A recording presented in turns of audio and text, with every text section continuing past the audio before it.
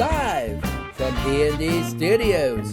It's This Week Live with Rocky Red Panda.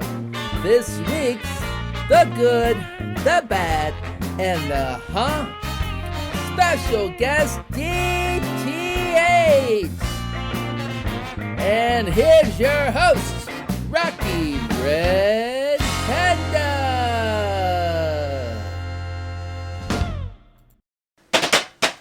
Hey everyone, welcome to This Week Live. I am your host, Rocky Red Panda. Now, guess what? I am excited. That's right. I am very excited because we got DTH. Yes, DTH is going to be joining us on this week's show all the way from Ireland. Yes, you know, you got to be Lucky Charms, ain't you? And the Blarney Stone. Yes, to talk about his YouTube and his amazing music. Yeah, we will be showcasing his song, Letters, later on in the show. But as you can tell, I am back to drinking Dunkin' Donuts coffee. Extra charged. The only way to have it with 8 creams to Splenda. Yeah, well, when this is gone, I have over here, when I opened this morning, Mr. Brown iced coffee, ready to drink all the way from Taiwan by King Car. Actually, not anymore. I just finished that. But good stuff. Now, am I addicted to coffee? Nah. There's no such thing as addiction to coffee. Well, actually there is, but I'm not. So, but folks, let's jump right into this week's The Good, The Bad, and the So that's where we poke fun at some of this week's news. And yes, all politics are on the table. Let's see what we got going on here. Okay, I like it. Here we go. Whoosh. Now, were you expecting some fancy intro where I'm tossing a card like I usually do? Well, not this week because we have a lot to cover with very little time. Hey, at least you got the card tossed because I was about to axe that from the show. So, you're lucky. So let's get started. So, if you have been watching the news on television lately, reading the newspapers, or the news online, you would have noticed that the United States surpassed 500,000 COVID deaths after year-long battle with the pandemic. The whole intro I did was to honor those who passed away with me singing my rendition of Amazing Grace. Now, but we had to ask ourselves, how did we let it get this bad? How did we let this happen as Americans? Oh wait, that's right. The previous administration's false lies and statements, conspiracy theories, governors who think it's okay to mandate no more mask wearing, governors who try to downplay how bad their state is by hiding data and numbers of deaths. People are screaming to open my state back up now. Let our kids go back to school full time. Enough's enough. Impeach the governors. The state with the highest number of deaths is California, who broke a total of 50,000 deaths due to COVID-19. Now this disheartens me to hear that. Biden and his wife, along with Harris and her husband, marked the milestone this week as they honored the lives that were lost with a moment of silence and a candle display. Take a look.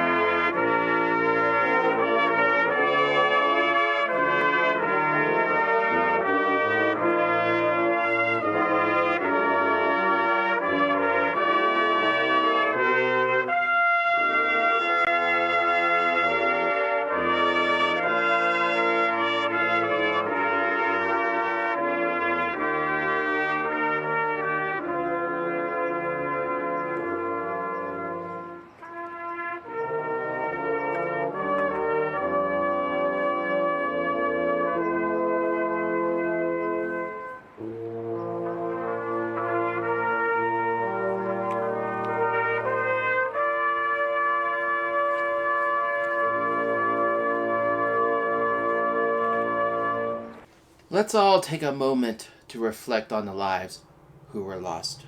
To those that I have lost, they are not numbers. They were family, they were friends, and they will be missed dearly.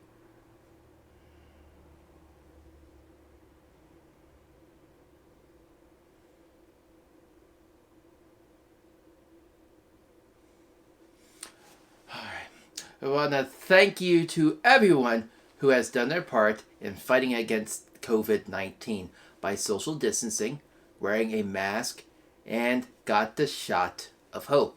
Hey, folks, that's right. I got my shot of hope. Take a look at this photo. Ha! I got my first dose here in Pennsylvania about a few weeks back, and so did my parents. I got the Moderna. So within about on March the 15th, I go back in for my second shot. So, fingers crossed. To everyone who is worried about getting it because of adverse side effects and death, please don't be. I went in, they stuck my arm with that needle, and I was fine. The only issue I had was a soreness at the spot of injection for about a day or two afterwards, but that kind of soon went away, so no big deal. So if you can, get your shot of hope. Depending on where you're located, information on how you can get your shot should be listed on your states.gov website, so definitely check it out. I think there's a chill in here, guys. I'm starting to get stuffy. That's why I'm wearing my red leather jacket, but actually, no. It's just this week's exciting segment, Snowvid 2021. Howdy, y'all. Oh. So, but seriously, we have to talk about the mess that is still happening down in Texas. Earlier this week, Biden had a chance to go down to visit the hard-hit Texas and tour the Emergency Operations Center. Here are just a few scenes. As my mother would say, sure, you're doing God's work, kid. You're doing God's work. Thank you. Mr. President, we have a quick briefing from you. So, of course, Mayor Turner is a big partner with us in all of this. You'll hear from Mark Sloan, our emergency director here. Of course, Nim Kidd, and you've got your FEMA Bob. So they'll just run you through some of the numbers that we've faced recently. Mr. Mayor, anything? Thanks for the passport to come out of town, Mr. Mayor. Thank you, Mr. President, Governor. Look, this is an incredible operation here. The City of Houston and Harris County, of course, Texas Department of Emergency Management, FEMA, everybody works seamlessly together. But this is an incredible operation. So, as it stands, the majority of power in Texas has returned to its residents, including the hardest hit area of Houston. However, as power is being restored, there's new problems that are arising. As I spoke about in last week's video, food shortages, water shortages, and the worst part, high electric bills, just like this one. A woman is filing a class action lawsuit against Texas power provider after a $9,500 electric bill. That's right, folks. She's asking for Gritty to grant full forgiveness to customers hit with massive bills during last week's winter storm. That's right. It's not just her, however. It's a lot of other customers who are also suffering while powers to be did this. They all resigned. Yes, Texas Energy Board members resigned over state's bundled snowstorm response, and the sad thing about all of this is they are not even residents of Texas. It's like saying I do all my work via the computer while sipping my coffee in Cancun. It doesn't work like that. If you are going to run a company for a state like electricity, you need to be a resident of the state so you know what it's like in real time. My heart goes out to everyone in Texas who is suffering. Now, for you guys out there, the viewers, if you are looking for ways to help Texas, I'll have a link below with a list of places that you can donate to help those in need. One of those places, of course, is the Houston Food Bank. That's just one of many. And, of course, the American Red Cross. So definitely check out that link. Now, as Biden made his visit to Texas yesterday, Cancun cruise took a trip to bask in the warmth of Florida. That's right. He took a Basque trip to Florida to join the Right Fest. Want to hear what he said? Well, here's a short clip from The Guardian. Look at Donald J. Trump, and they look at the millions and millions of people inspired who went to battle fighting alongside President Trump, and they're terrified. And they want him to go away. Let me tell you this right now, Donald J. Trump ain't going anywhere. Now, instead of helping out his fellow Texans who are in need and staying while Biden visits, he goes to the Florida Right Fest, or we call CPAC. Now, at CPAC, he preaches from the top of his lungs, Trump ain't going anywhere. Well, actually, Ted, he is. Remember New York City District Attorney? Well, they now have access to his, guess what? Tax returns! That's correct. The Manhattan District Attorney won a Supreme Court case gaining them access to Trump's tax returns. I mean, it shouldn't be hard to find a crime in the tax records of a guy who claims to be a billionaire but only paid 615 cans of Goya beans in taxes. Now, if I do my math correct, that's 1.7 cans per day.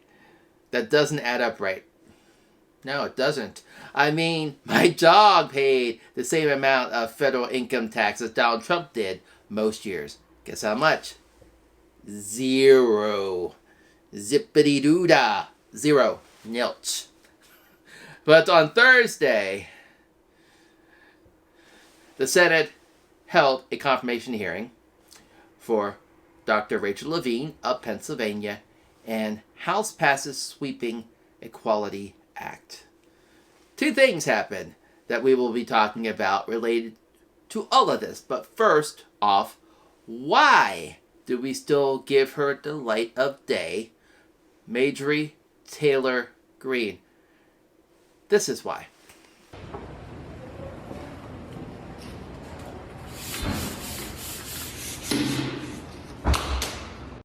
I know I kind of butchered her name, but that's right.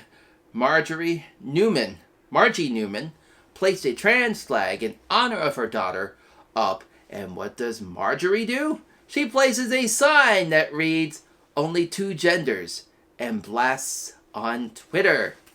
All because of the Equality Act. So what is the Equality Act? Well, it's something that a fellow representative in my state of Pennsylvania brought up to the House floor, and every single Republican in Pennsylvania voted it down. Shame on you. Thank you, Representative Brian Sims. Now, the Equality Act would amend existing civil rights law, including the Civil Rights Act of 1964, the Fair Housing Act, the Equal Credit Opportunity Act, the Jury Selection and Services Act, and several laws regarding employment with the federal government. But what does this all mean? I mean, let's break this down. It means that if this act passes, people in the LGBTQA community cannot be denied housing, education, the ability to play sports regardless if they're trans, hold a job, and so much more, simply because of who they identify as. Without it, you can literally be fired from a job that's federal simply because you are transgender, simply because you are gay, and simply because of who you identify as.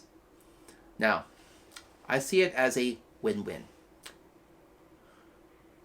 Because if this passes, this would be a big step for LGBTQA within America.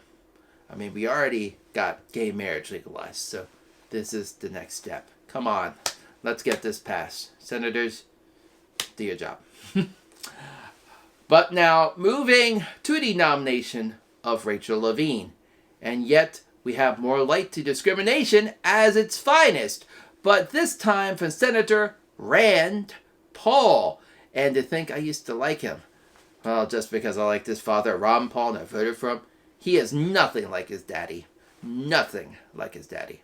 But just watch this video. Genital mutilation has been nearly universally condemned. Genital mutilation has been condemned by the WHO, the United Nations Children's Fund, the United Nations Population Fund. According to the WHO, genital mutilation is recognized internationally as a violation of human rights. Genital mutilation is considered particularly egregious because, as the WHO notes, it is nearly always carried out on minors and is a violation of the rights of children.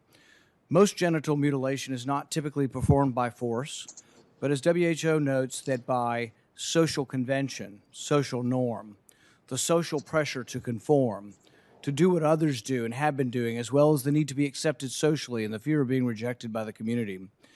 American culture is now normalizing the idea that minors can be given hormones to prevent their biological development of their secondary sexual characteristics. Dr. Levine, you have supported both allowing minors to be given hormone blockers to prevent them from going through puberty, as well as surgical destruction of a minor's genitalia. Like surgical mutilation, hormonal interruption of puberty can permanently alter and prevent secondary sexual characteristics. The American College of Pediatricians reports that 80 to 95% of prepubertal children with gender dysphoria will experience resolution by late adolescence if not exposed to medical intervention and social affirmation. Dr. Levine, do you believe that minors are capable of making such a life-changing decision as changing one's sex? Well, Senator, thank you for your interest in this question. Transgender medicine is a very complex and nuanced field with robust research and standards of care that have been developed. And if I am fortunate enough to be confirmed as the Assistant Secretary of Health, I would look forward to working with you and your office and coming to your office and discussing the particulars of the standards of care for transgender medicine. The specific question was about minors. Let's be a little more specific since you evaded the question. So, Senator Rand Paul compared gender-affirming surgery to genital mutilation. He tore into Rachel Levine, and now he's paying for it. Again, we're going back to Pennsylvania State Representative Brian Sims had this to say. While Rand Paul is a doctor, his own history makes it clear that he has no respect for science or medication. I think that says enough, Rand Paul's ignorant questioning of Rachel Levine shows why we need her in the government. Exactly. I just want to thank you, Rachel Levine, and I hope that you are chosen and that your nomination goes through. You did amazing work for the state of Pennsylvania, and now it's time for you to help the whole United States. Thank you, Dr. Rachel Levine. So, here I thought the news would be happy. Well, we got through all of the hard stories, and we can end with some happy notes. Exactly. Note I said some. I'm not a miracle worker, folks. But, so, let's say. So this past week, we got to look at the new mail trucks that the U.S. Postal Service is going to be rolling out by 2023. Yes, they awarded Oshkosh Defense the contract of replacing the aging Grumman LLV trucks. Now, is it me or do these vehicles look more like something out of Disney's Cars? Now, according to the USPS, the new trucks will be used at all post offices, including small rural stations, come equipped with air conditioning and airbags, which the previous models lacked, heating, a 360 camera, and a front and rear collision avoidance system. Can't forget the automated emergency braking. Wow, state of the art. State of the art. The wonders of modern technology. How it never ceases to amaze me. But I think it's time to choose, because you have to keep in mind, these said includes airbags. So the current models do not have airbags, which is very dangerous if you got into a crash, folks. Which brings me to talk about another aging item. Mr. Potato Head. Yes, Mr. Potato Head has fallen victim to what everyone is now dubbing the cancel culture that is now America. And yes, this is the number one talked about story of this past week. Remember, number one. So, Hasbro states it is dropping the Mr. from Mr. Potato Head's name in order to be more gender neutral. Now, they said that Mr. and Mrs. Potato Head will still be Mr. and Mrs. Potato Head, but without the Mr. and Mrs. That is a tongue twister, and that still confuses the heck out of me. That's Mr. Potato Head to you, and yes, he still looks like Steve Harvey. But we'll be taking a break from talking about Myanmar. No fret. We'll be back next week as there's a lot to talk about. But we will end with the Pittsburgh Penguins number 87, Sidney Crosby. Woo! Yes, now this past week he celebrated his 1,000th game. Yes, 1,000. Go Crosby! Woo!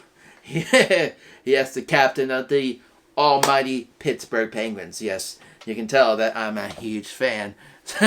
So congratulations to Sidney Crosby. And with that, this has been The Good, The Bad, and The Huh. So we'll be right back with this week's special guest and musician. I'm so excited, DTH, after this brief message.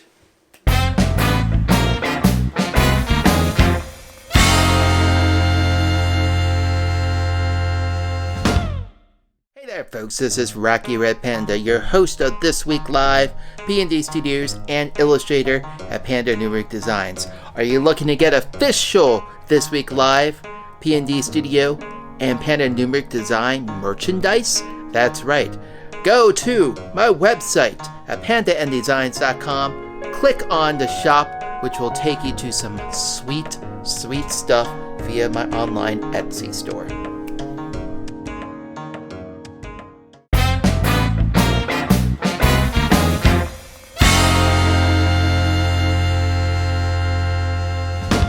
Alright, you guys, and welcome back. So we're here with DTH. I'm going to use your musician name, not your real name, but so welcome to the show. It's awesome to have musicians on the show. It's pretty cool. So let's start out with a YouTube. You're not only a YouTuber, but you're actually a functioning musician. I sure am, yeah. Tell people about that. So it started when I was 14. I think I was 14, in and around that age anyway. There's a youth center in my town, and they used to do a talent show every year. Okay.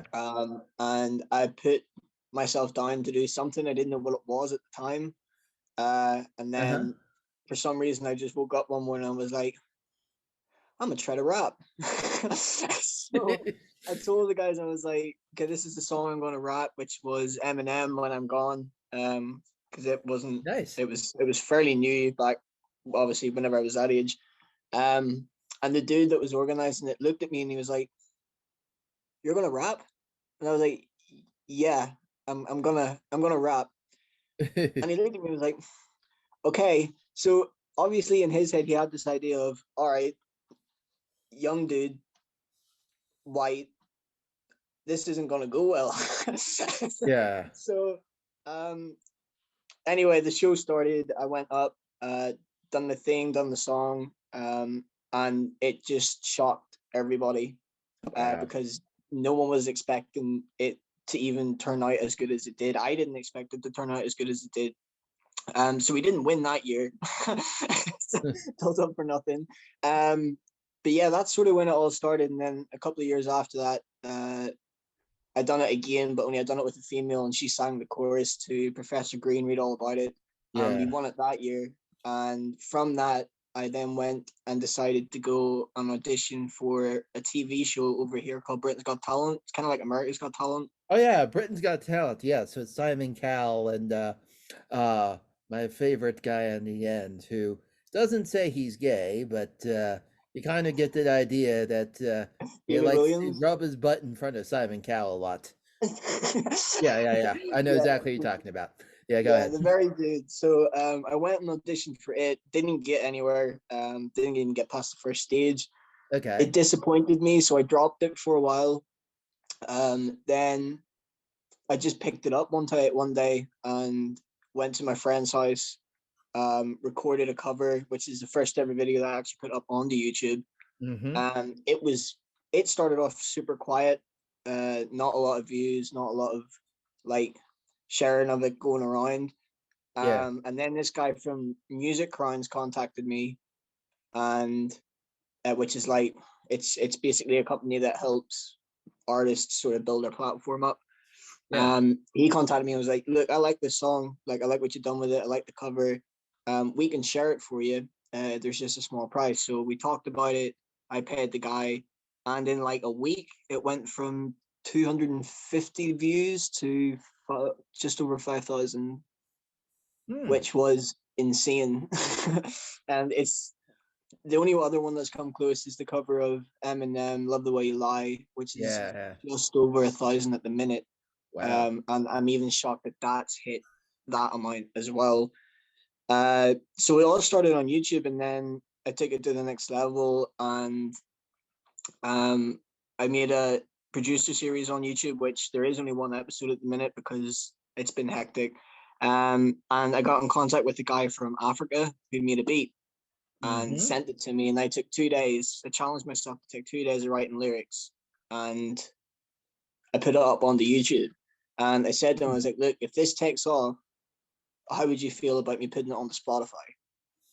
And he was like, "Yeah, that like I'm down with that." And I was like, "Obviously, I'll split the costs and like how much is earned through the song. I'll split it halfway with you." He was like, "Yeah, that's no problem."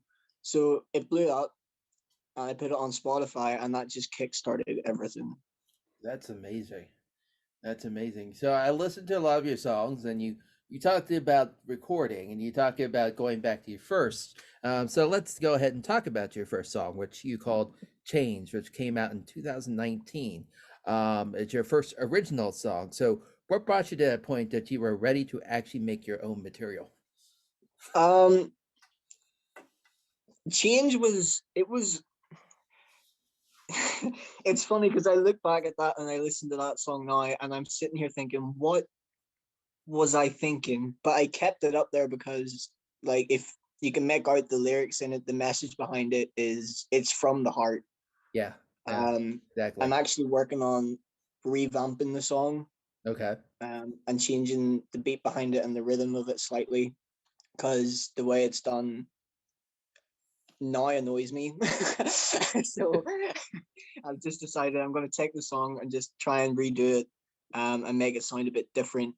But it was more of an experimental thing Okay. for me. I started making my own instrumentals, and then I made that one and Okay. was like, that's really hard hitting. Like the beat's hard hitting. There's a lot going on in it. It sounds big. There's bits where it's big and there's bits where it's small. I've got the dynamics and all right. And I'm like, okay, I'll try and put some words to it. Wrote it. It took like 2 months to write it, but I wrote it.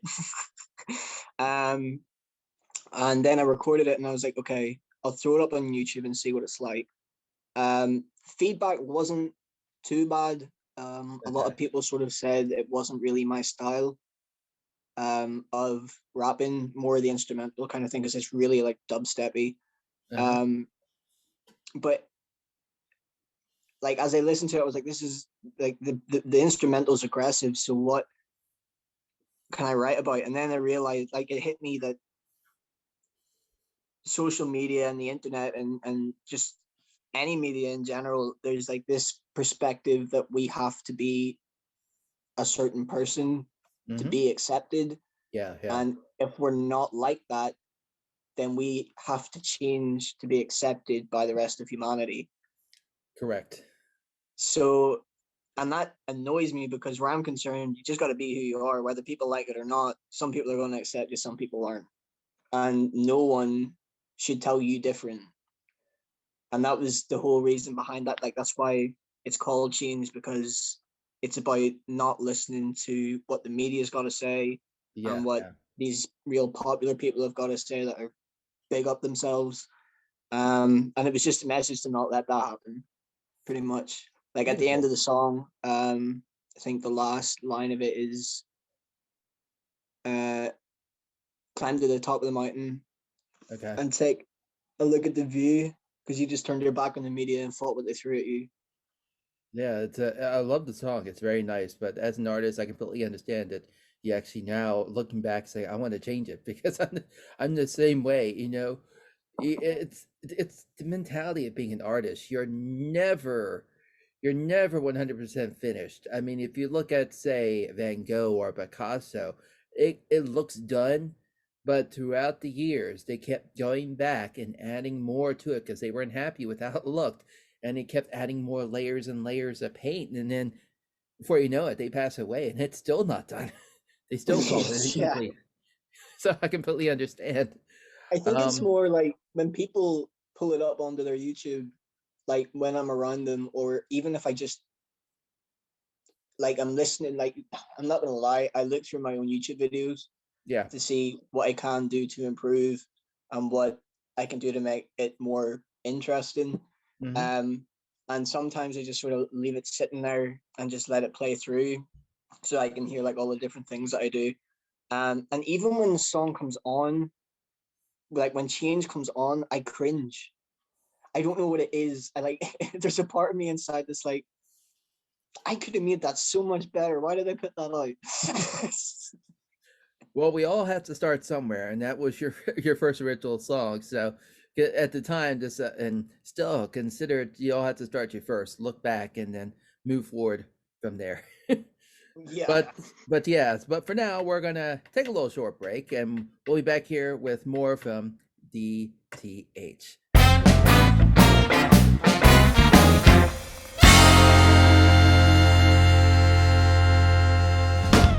You are watching This Week Live with Rocky Red Panda, only on PNG Studios. Make sure to like and subscribe.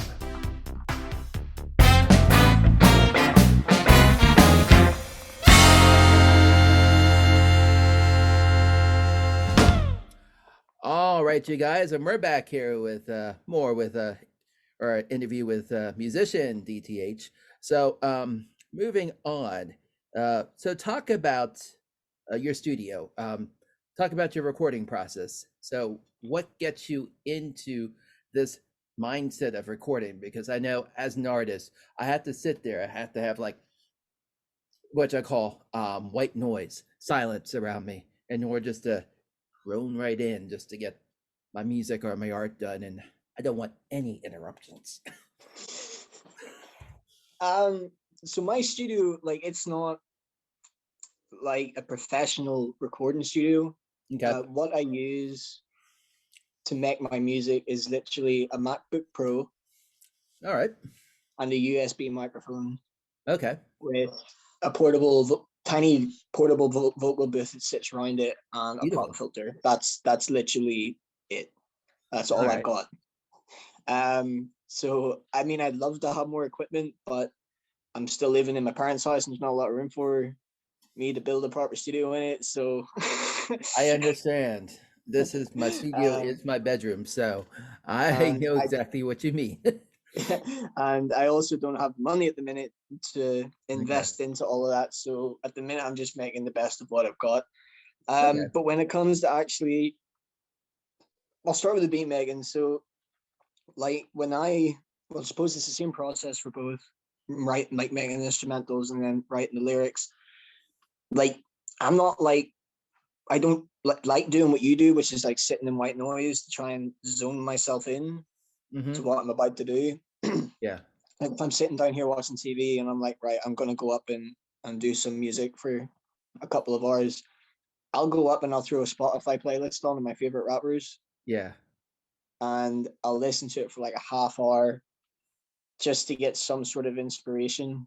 Okay. And it usually works out that whenever I'm making instrumentals, I'll listen to music off my Spotify playlist, which has the likes of like NF and Eminem and all different kinds of people on it, Hobson and all that kind of gang. And I'll find myself going on my laptop and I'll put a beat in that's super similar to one of theirs. Yeah. And then I'll listen to it back and I'm like, no, that's too there's too much of a small margin between them. So I'll maybe take like a snare hit out and throw a hi-hat hit in, or I'll take a kick out and put a snare in. I'll just try and like change it a little bit so that it doesn't sound as similar. Yeah. And with the lyrics process, it's kind of the same. Like I have an idea in my mind of what I want the instrumental, what word I want to put the instrumental, what I want the song to be about. So I'll find songs on the playlist that is connected to what I want to write about at the time, and I'll sit and I'll listen to them, and then the same process. I'll just throw down whatever comes into my head. If it works, it works. If there's too many words, take a few words out. So Oh wow. that's pretty much it. All right. So if you could work with one musician, living or dead, who would you want to work with? And I'm kind of guessing you might say Eminem, but no.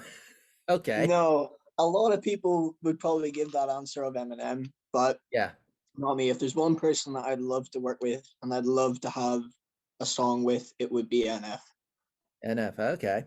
He's a big inspiration for what I'm doing at the minute, because like I get music's meant to be fun, but it annoys me to hear rappers just rapping about stupid stuff.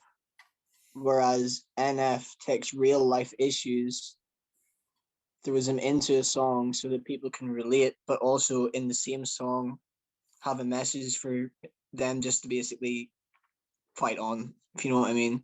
I completely understand, and I understand what you're talking about when you mentioned that you were rappers rapping about stupid stuff, because you talk about, say, rapper Mac Miller. He had that when he first started. No one believed him as a rapper because most rappers that were white at the time, in the industry looked at him as, oh, you're just another party rapper. You're just like a Ashton Roth. You know, you're gonna say last night it's awesome, da da da da da da da da da da, and then here comes Mac Miller out of the blue, and he's rapping, and he's coming out of Pittsburgh. He gets his first record deal at 18. He's making all these, and everyone's like, oh, we really need to look at him. He's really not a party rapper. So I completely understand exactly what you're saying. You know, you have a tough road in the industry. If that's, I'm guessing, that's where you see your music going in that direction. It's that perception that really the likes of NF and I mean Eminem's already done it. Like we like everyone on the planet knows Eminem is known as the rap god because of the way he does things and he just doesn't give a toss. No, he doesn't. Like he doesn't. But I think it's rappers like that are of the white culture that are trying to sort of break that image of what white rappers are actually like, and they're basically just trying to say, look, not everybody is going to rap about getting drunk, taking drugs, and spending the night with one girl and the night with another. Correct. We're not all about that. Yeah. I can really understand where you're coming from there. So I'm gonna end. There's two things I'm gonna mention, but first I want to talk about your new song that you have up there. Latest one, I think it was a month old. It's called Letters. I listened to it, and you speak a lot about religion in that song. I guess you've had a past history with religion. religion's been a big part of my life. Okay. Ever since I can remember, I've been going to church. Okay. I drum for the worship group in church. Beautiful. Like church has been in the middle of my story, basically. Okay. And Letter, it's a really personal song for me because the last few years have just been so tough. Okay. Like I know in my mind that like I don't know what people's beliefs are that listen to this or anything, but I know in my mind that I've been given a gift Mm-hmm. where music is concerned, whether it's drumming or rapping or just making music in general. That is the gift that I've been given, and if that's what he has planned for, if that's what God has planned for me, then I'm going to do it, and that's what's been helping me sort of push myself to my limits, to just keep pursuing down that path. But the last few years have been super difficult. Everything's been kind of sketchy. I've changed sometimes some things for the good, some things for the bad, mostly for the bad. Just my whole perspective of life's changed. And I came to the realization that I just wasn't doing things the right way. Okay. So I know, like me personally, I can't talk to people very well about my problems. Yeah. So I was like, right. And it's going to sound so contradicting. And I know it does, but I don't like talking to people about my problems. But I was sitting thinking, right, I have an outlet that I can use to express my frustrations. And if I need to do it to even say like a prayer, then I'll do it. So out came Letter. Like I had that instrumental sitting for 3 years. That's And amazing. it got wrote in a day just after New Year's Eve this year. Beautiful. Well, that is a wonderful song. I absolutely love it. And just let you guys know, towards the end of the show, we're actually going to play his song "Letters." So we'll check that out here. It's a wonderful piece. I absolutely enjoyed it. I think of everything I listened, even your covers. I kept going back to "Letters" because you can immediately tell just by your voice your anguish, your passion towards that. This is more. I shouldn't say it like a passion project, but you can tell that you really meant what you were saying and that everything was just kind of coming out and you had to struggle and you can feel it, just close your eyes, you can feel it just within the lyrics, just hearing it, and how I guess religion and God had so much I guess so much upon you and what you're doing Yeah, now. what hit me, what sort of helped me drive to get that song wrote in the day was I would like for so long I was going on that right path, like everything felt right, everything felt Yeah. good. I was being me, I was being the Dean that everybody knows. And then like just somewhere along the line, I just drifted without knowing it. Like I completely drifted off the path that I was on, and just started doing things that was completely out of my character. And my parents noticed it, my girlfriend noticed it, a lot of people noticed it, and I basically got called out on it. And I had a chat with my parents and had a chat with my girlfriend, and we sort of all talked together, came to the realization of what was going on. Well, I came to the realization of what was going on, and like you'll hear in the song, like it's basically like me begging, because I've been asking and I've been arguing and I've been fighting and I've been throwing up words up to God and asking him for answers, but I haven't got any. Well, I feel like I haven't got any. So this whole song Letter is like me, one, expressing my frustrations in the fact that I haven't gotten anywhere in the last couple of Mm-hmm. years. I mean, I've gotten somewhere in a good way, but it's not fully the answer that I want. Yeah. Um, like I know that there's more that needs answered, and it's a frustration of letting that out of, look, I've asked you time and time again, what's up with this, and you haven't told me anything. But towards the end of it, it's like it's at the point where I'm realizing, okay, like just at the start of the build up, I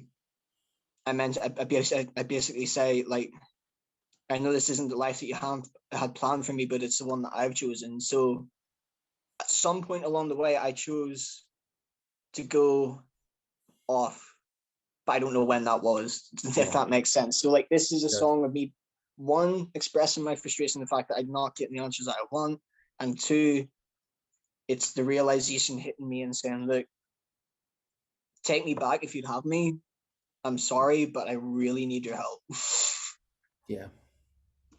So like that's, and because that's so real to me, I guess that's why, as you said, if you close your eyes and you listen to the desperation and the anguish and the pain and the anger in my voice, it's exactly, the song came out exactly how I wanted it to. Beautiful. All right, you guys. So let's go ahead and let's take a listen to Letters by DTH.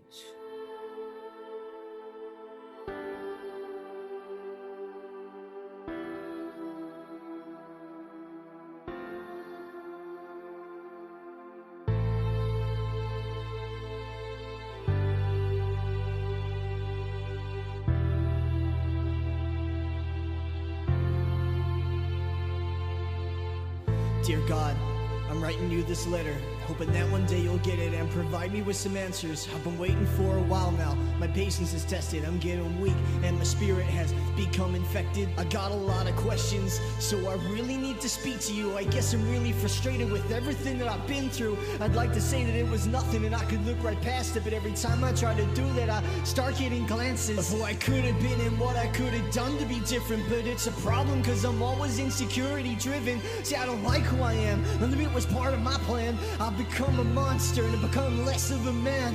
I'm a liar and a deceiver, but I claim to be a believer. I went to church my whole life.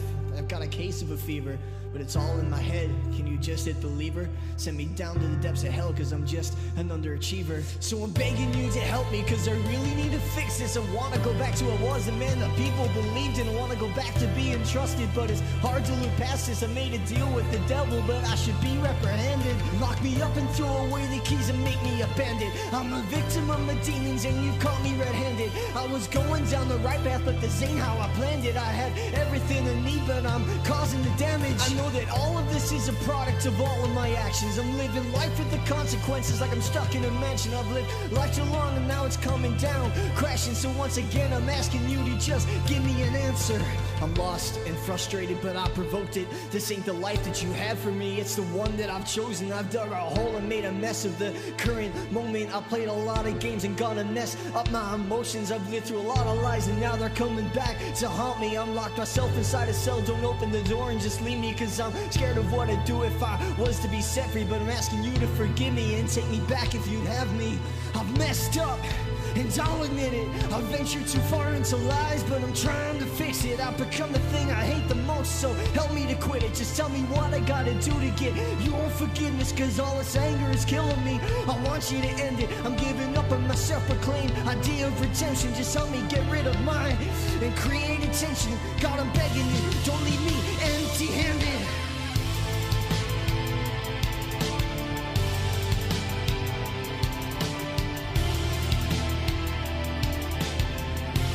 Don't leave me empty-handed.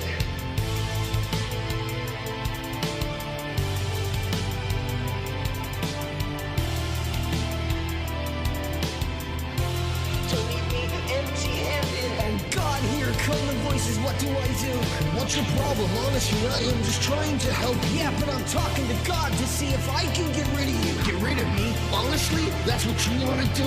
I need to, I gotta change, cause it just ain't working. You can't lose me, cause then you just close the curtain. I can't carry the weight of all of my burden. It's time to man up. You want respect, you gotta earn it. God, I'm begging you, I'm down on my knees. You won't believe what these voices keep telling me. I hope that you get this letter and you hear my plea. I guess the last thing I have to say is that I'm sorry.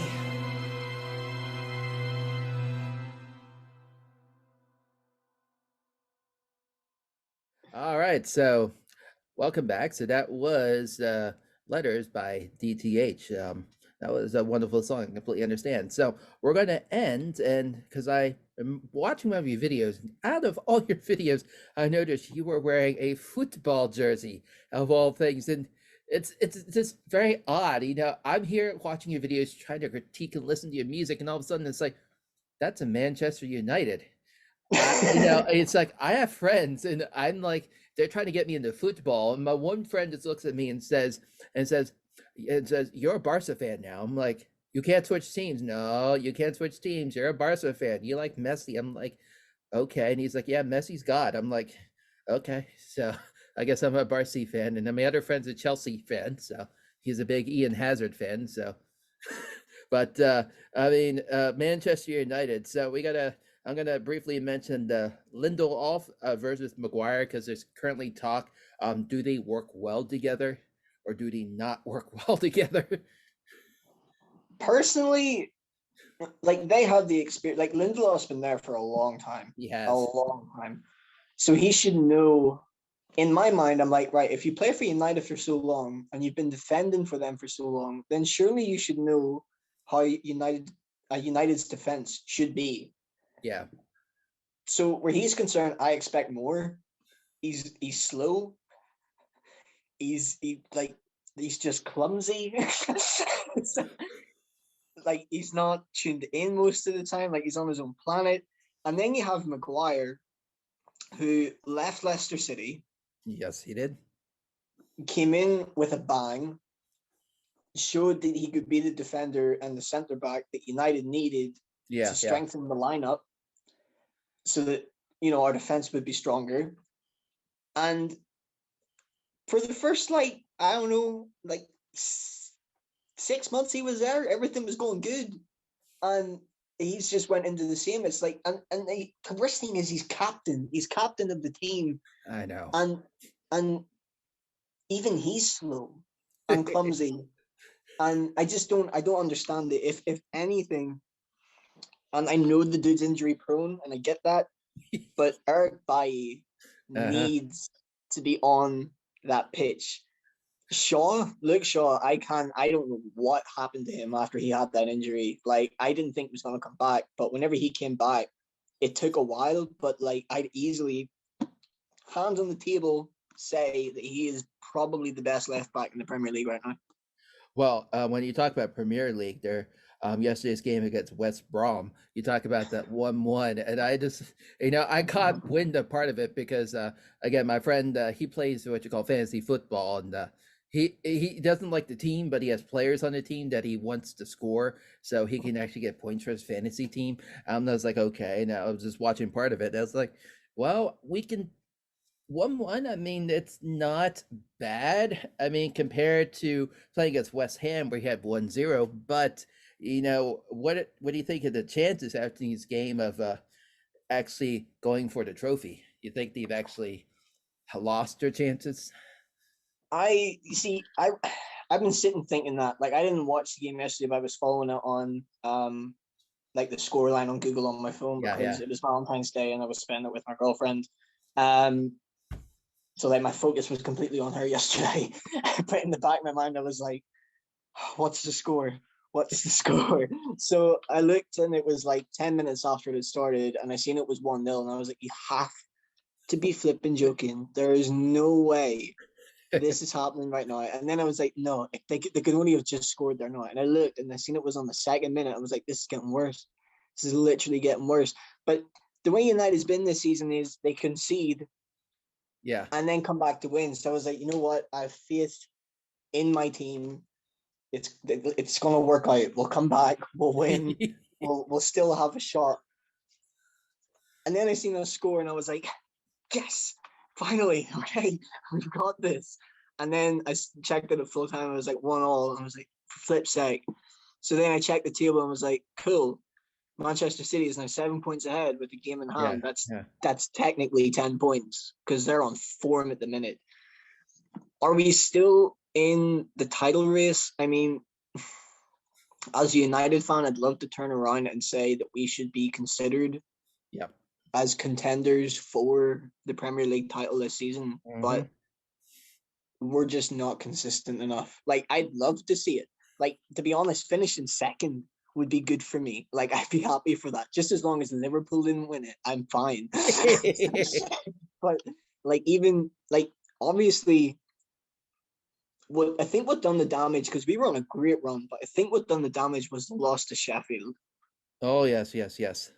Like, that was a kick in the backside of, like, you. It was like almost like a humbling thing where we needed to be brought down a peg or two because we were just getting a little bit too confident.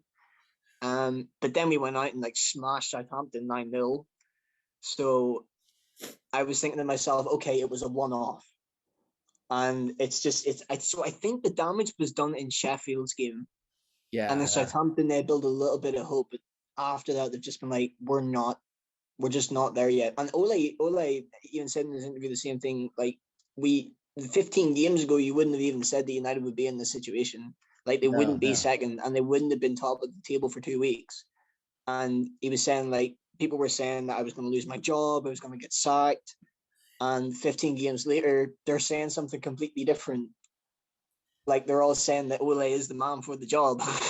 So it's frustrating. Like, ever since Sir Alex Ferguson left, it's been terrible. It's been shocking. I agree with you on that. You know, it's like with my friend in Barca. They had that whole talk last season that Messi might leave the team that he's been playing for since the beginning of his football career. I'm thinking, well, I mean, okay, if he's unhappy, go ahead and leave. But at the same time, it's like, you know, last season was just horrible. It was just absolutely horrible. Now they're just sort of doing better. So, you know, so I completely agree with you on that. You know, we as football fans, we're tried and true, and it's more of we will fall down to the ends of the earth whether they lose or win because they're our team. I just can't fathom where it's went wrong. Like, when Sir Alex Ferguson left, yes, we were struggling, but we still looked promising. Like, we even towards the end of that season, we still looked like we were United. Then David Moyes came in. Now, the worst thing he done was bring that donkey of a man Fellaini with him. Right? He should never been on the United team at all. No. And then Louis Van Gaal came. Then he got the sack. Van Gaal came in. Great manager, done a lot for Holland, like done a lot for Netherlands. But the way he played football wasn't the United way. United is attacking, they're counter-attacking, they're aggressive, and they're quick.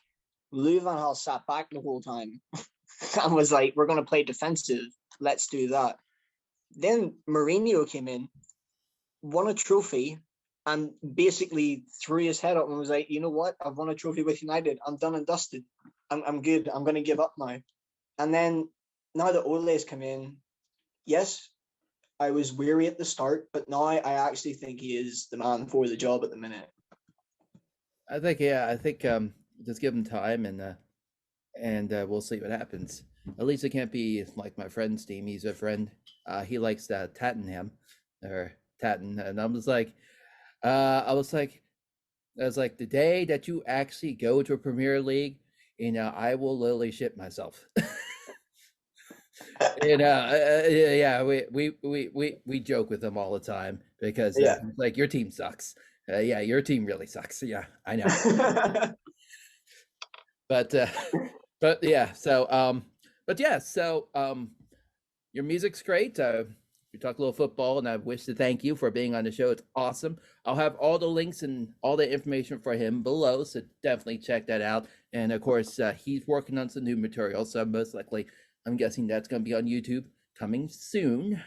So yeah, there's a 10-song album hopefully going to be released at the start of April. Beautiful. So I'll look forward to that. But for now, awesome. Let's give a thank you to our guest and musician of the week, DTH, all the way from jolly old England. And Ireland. Yes. Okay, Ireland, not England. Okay. Yeah. You would not get well with my grandmother. My grandmother was Scottish. So, so you give her something Irish and she just gave you that look like, no. That's like, I don't want it. But Okay, so Ireland, so all the way from Charlie of the Green Isles of Ireland. But thank you again for being on the show, and of course, everyone else out there. Thank you guys for sticking around and being with P&D Studios and This Week Live for so long. But for now, make sure you like and subscribe for more awesome videos, and also check out DTH. But for now, this is Rocky Red Panda signing out. I'll catch you on the flip side of next week. Peace out. All right, so that is literally how it goes. And why aren't you stopping?